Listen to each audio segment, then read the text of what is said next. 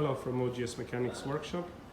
A study case today in this VW Polo that we have in with an intermittent fault where the instrument cluster was going down while the car was driven. It was generating several faults in multiple control units. Quite a comprehensive job in terms of identify the problem. But quite a very minor problem. It was quite difficult to get to the bottom of it.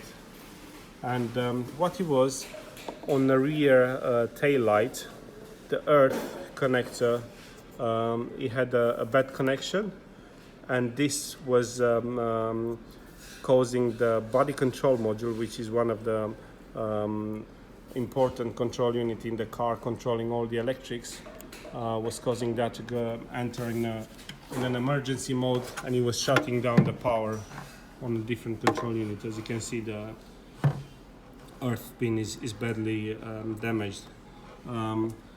As we mentioned and even previously, sometimes a minor fault can cause a